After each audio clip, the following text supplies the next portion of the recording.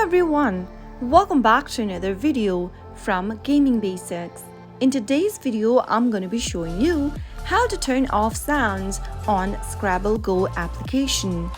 If you are looking for a way to turn off sound settings from your Scrabble GO application, then it's pretty easy. First of all, open your Scrabble GO application and make sure that you're inside your game. Once you're in the main home page of Scrabble GO, go ahead and tap on your profile picture located at the top left-hand corner. Now, from your profile page, go ahead and tap on the gear button at the top right-hand corner. Under the profile settings menu, you should be able to see the sounds tab. If you've enabled sounds settings on your Scrabble GO application, then you'll be able to see the green toggled on button right next to sounds. To turn it off, tap on the toggle button again and make sure that it turns gray. Soon after you do that, you'll be able to turn off sound from your Scrabble GO application. And that is pretty much it. That should be able to help you turn off sound setting on Scrabble GO. If you found the video to be helpful,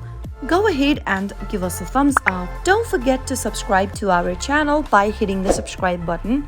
Also press the bell icon so that you'll never miss another upcoming upload from us. I'll see you again in the next video. Goodbye till then.